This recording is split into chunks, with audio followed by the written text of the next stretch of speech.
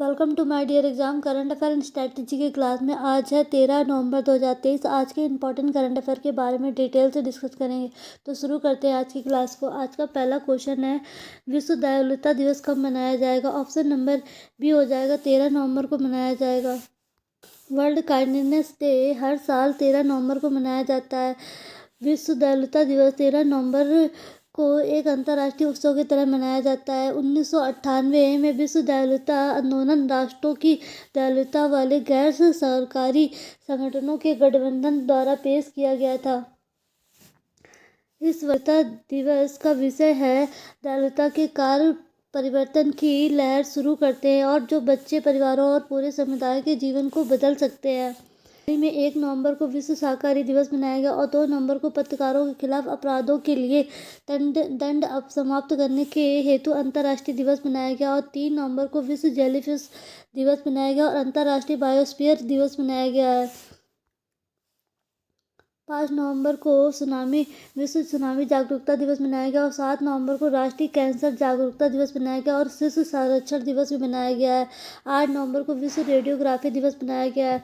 9 नवंबर को राष्ट्रीय कानूनी सेना दिवस मनाया गया है। 10 नवंबर को विश्व सार्वजनिक परिवहन दिवस मनाया गया है, यानी कि वर्ल्ड ट्रांसपोर्ट डे मनाया गया है। 11 नवंबर को राष्ट्रीय शिक्षा दिवस मनाया गया और 12 नवंबर को विश्व निमोनिया दिवस मनाया गया है। आज का दूसरा क्वेश्चन है, COP28 की बैठक कहाँ आयोजित होगी? ऑप्शन नंबर ए हो जाएगा दुबई शहर में आयोजित होगी। COP28 यूएई के दुबई शहर में आयोजित होगी। प्रधानमंत्री नरेंद्र मोदी नवंबर के अंत में दुबई में शुरू होने वाले संयुक्त राष्ट्र सम्मेलन COP28 संस्करण में उपस्थित होंगे। COP28 30 नवंबर से शुरू हो रहा है और 12 दिसंबर तक चलेगा। वार्षिक जलवायु सम्मेलन जलवायु परिवर्तन की चुनौतियां और इसे संबोधित करने में दुनिया की सरकारों की भूमिकाओं और जिम्मेदारियों पर चर्चा करने वाला सबसे उच्च प्रोफाइल शिखर सम्मेलन है। ग्लोबल वार्मिंग को पूर्व औद्योगिक स्तरों से 1.5 डिग्री सेल्सियस तक सीमित करने के लिए 2023 से पहले ऊर्जा परिवर्तन पर तेजी से नजर रखना और उत्सर्जन में कटौती करना है। COP20 सम्मेलन 7 से 18 नवंबर 2022 में मिस्र के शर्म अल शेख में हुआ था। आज का तीसरा क्वेश्चन है, भारत की सबसे बड़ी शीत तेल उत्पादन सुविधा किस राज्य में जल्द ही खुलेगी? ऑप्शन नंबर सी हो जाएगा गुजरात राज्य में खुलेगी। भारत बायोटेक्निक्स गुजरात में भारत की सबसे बड़ी शीत तेल उत्पादन सुविधा खुलेगी।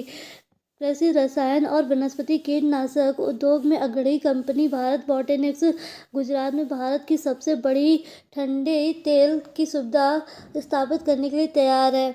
इसका उद्देश्य है कृषि उत्पादन को बढ़ावा देना और रोजगार के अवसर प्रदान करना है। अब राजधानी गांधीनगर है, मुख्यमंत्री भूपेंद्र भाई पटेल है, गवर्नर आचार्य देवव्रत है और गिर नेशनल पार्क है, सरदार सरोवर बांध है।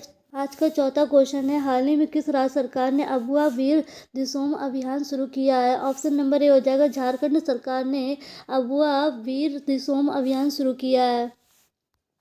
झारखंड के मुख्यमंत्री हेमंत सोरेन ने रांची में प्रोजेक्ट भवन में वन अधिकार अधिनियम 2005 के तहत वन क्षेत्र में रहने वालों को जमीन का पट्टा देने के लिए अबुआ वीर दिसोम अभियान शुरू की है।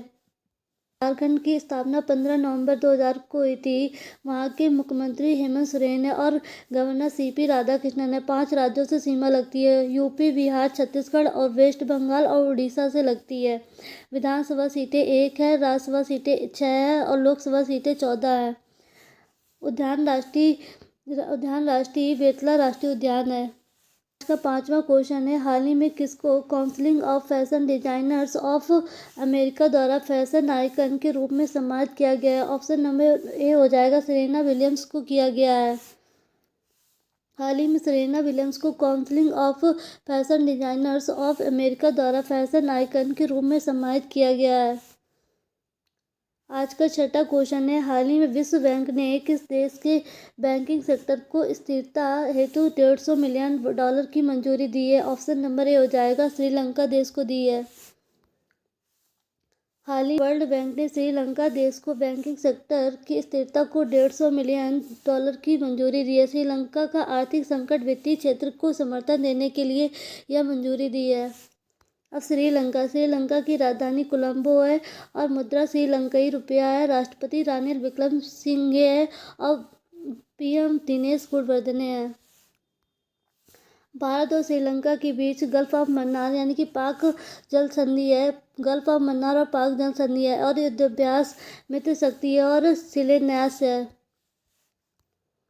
आज का 7वां क्वेश्चन है, हाल ही में कौन Konkan railway corporation limited CMD बने हैं? ऑप्शन नंबर सी हो जाएगा, संतोष कुमार झा बने हैं।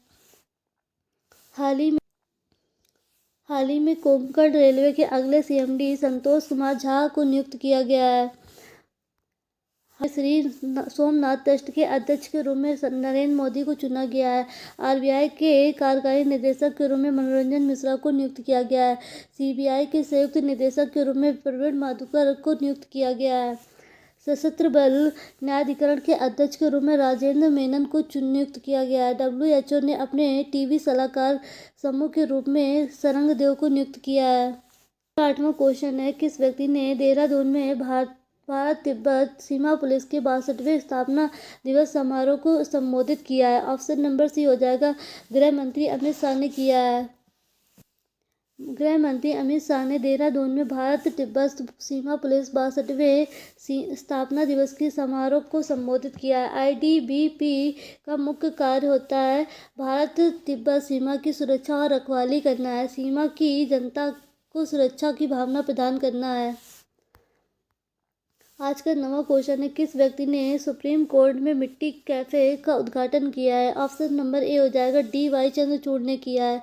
भारत के मुख्य न्यायाधीश ने डी वाई चंद्रचूड़ ने मिट्टी कैफे का उद्घाटन किया है। Justice of India D Y Chandrachud ने सुप्रीम कोर्ट में मिट्टी कैफे का उद्घाटन किया है। सुप्रीम कोर्ट ने सीजीआई ने कामकाजी दिन की शुरुआत से पहले अदालत परिसर में कैफे का उद्घाटन किया है। निर्मित कैफे पूरी तरह से दिव्यांग कर्मचारियों के लिए बनाया गया है। कैफे के प्रबंधक दृष्टिबाधित है और उन्हें सेरेब्रल पाल्सी है। इस अवसर पर एक छोटे सांस्कृतिक समारोह का आयोजन किया गया जिसमें दिव्यांगों ने प्रस्तुति दी। अभी हाल ही में सीजीआई ने चंद्रचूड़ ने कानूनी सहायता और अधिकार पर जोर दिया है। कानूनी जागरूकता कार्यक्रम और उन्नत नालसा हेल्पलाइन लॉन्च की है। अब सुप्रीम कोर्ट संविधान के भाग 5 और आर्टिकल 124 में वर्णन किया गया है। भारत का सुप्रीम कोर्ट देश का सर्वोच्च न्यायालय है। भारत में वर्तमान मुख्य न्यायाधीश सहित 33 न्यायाधीश हैं। सीजीआई वर्तमान में डी वाई चंद्रचूड़ है।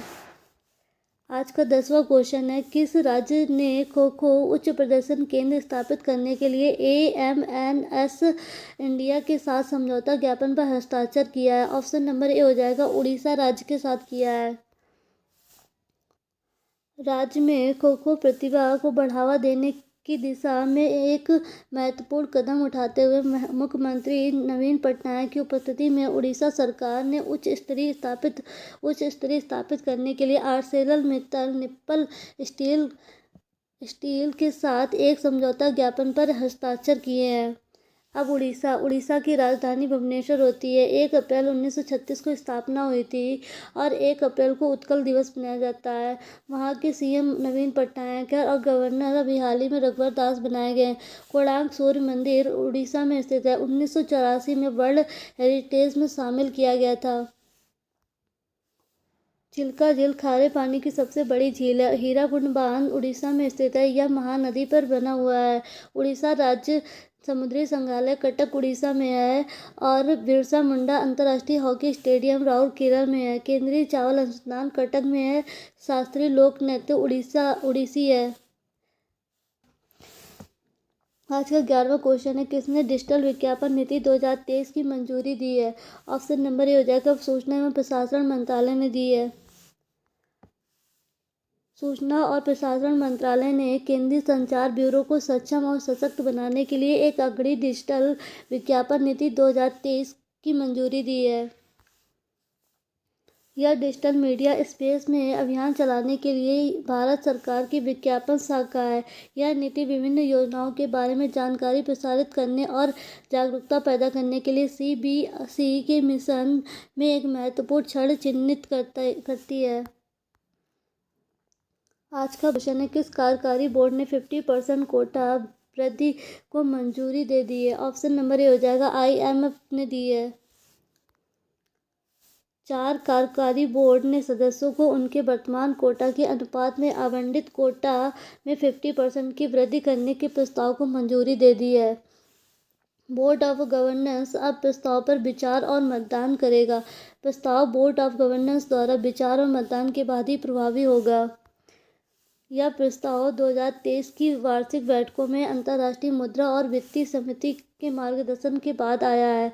वर्तमान में भारत के पास 13,114.4 मिलियन का विशेष आहरण अधिकार SDR कोटा है। इसका मतलब है कि भारत की हिस्सेदारी 2.75% है। IMF का फुल फॉर्म होता है इंटरनेशनल मॉनेटरी फंड होता है। अंतर्राष्ट्रीय मौद्रिक कोष IMF संयुक्त राष्ट्र की एक प्रमुख वित्तीय एजेंसी है जो अपने सदस्य देशों की वैश्विक आर्थिक स्थिति पर नज़र रखने का काम करती है, जिसका मुख्यालय वाशिंगटन DC में है। इसमें 190 देश शामिल हैं। आज का 13वां क्वेश्चन है, ग्रैमी अवार्ड्स 2023 किसको सर्वश्रेष्ठ वैश्विक संगीत प्रदर्शन के लिए नामांकित किया गया है? ऑप्शन नंबर ए हो जाएगा फाल्गुनी सा को दिया गया है।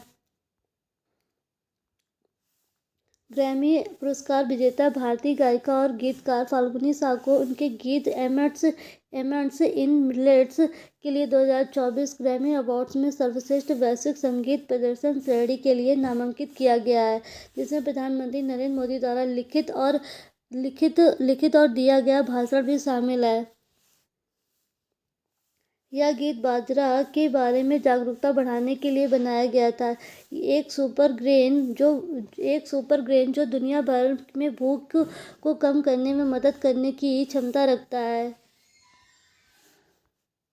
आज का 14वां क्वेश्चन है, हाल ही में NIPCCD ने किस शहर में पोषण भी पढ़ाई भी कार्यक्रम का आयोजन किया है?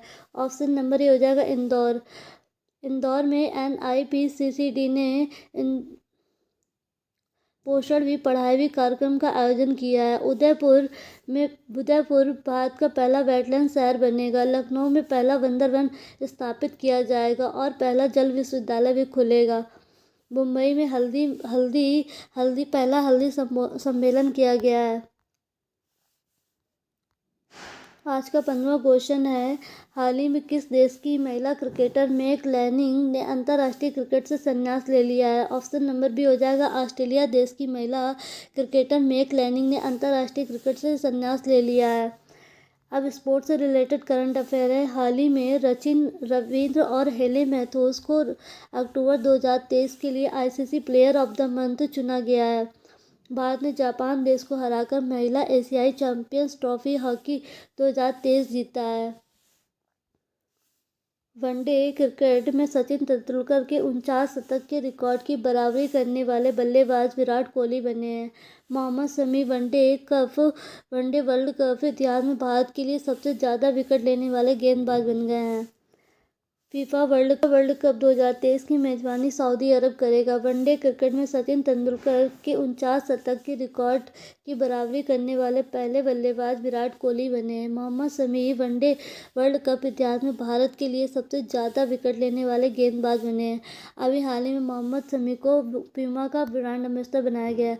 अब आज के सवाल में, हाल ही में विश्व बैंक ने किस देश के बैंकिंग सेक्टर की स्थिरता को $150 मिलियन देने की मंजूरी की है?